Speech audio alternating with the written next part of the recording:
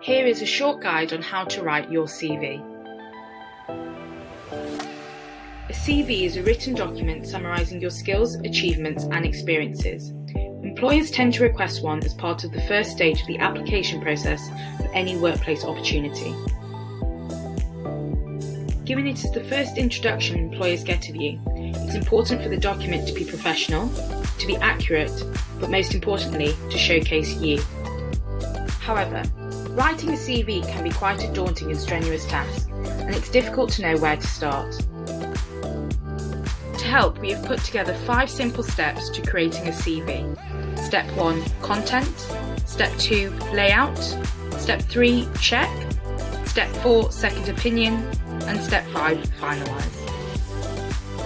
Step 1, content.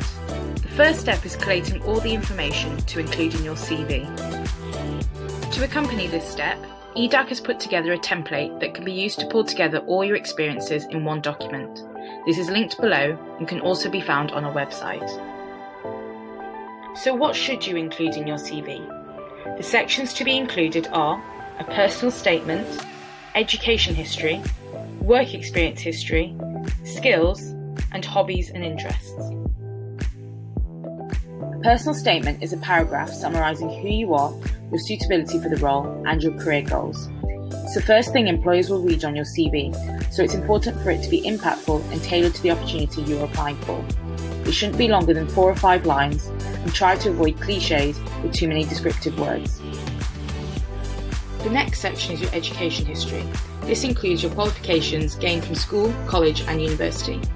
Make sure to include the names of the qualifications, the institution that you gained the qualification from, and the dates you attended.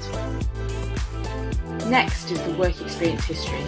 This section includes any experience within a workplace environment, such as paid jobs, internships, work placements and volunteering. Make sure to include the title of the job, the employer name and location, the dates you worked, and a brief description of your role. For the description, use bullet points and start every one with an active word, such as organised, planned, gained, to highlight your skills and strength. And remember, no experience is too small. The skills section is optional and should only be included if it's substantial. It's a way to highlight key skills you have that are directly relevant to the job you're applying for. Examples include IT skills such as Microsoft Office, whether you're able to speak other languages, and any industry-specific skills you may have. Hobbies and interests is also an optional section that showcases more of your personality and includes activities that you have outside of work. But make sure they are relevant and showcase skills that can be applied to the role. For example, running a local theatre club showcases organisational skills, or having a personal cooking blog displays creativity. Step 2, layout. This step is about presenting your CV in a professional and clear manner. For this step, feel free to use EDAC's CV template linked below. It follows a basic CV layout and style, and you can transfer all the information collated in step 1 to this template. Here are some tips for the layout. Firstly, word process your CV, don't handwrite it.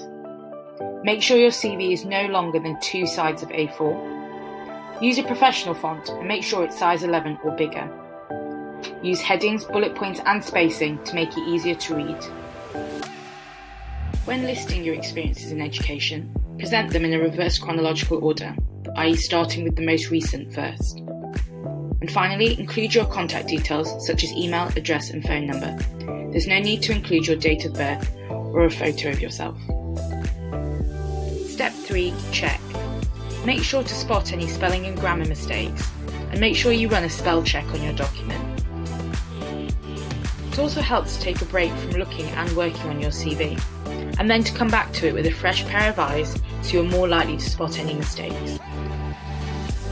Step 4, get a second opinion. Ask a family member or a friend to look over your CV in order to double check there are no mistakes. Step 5, finalise. So your CV is nearly ready.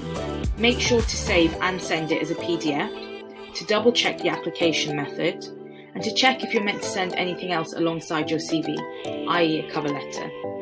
And there you go, all done. So to summarise, the 5 steps to writing a CV are: 1. Collating the content.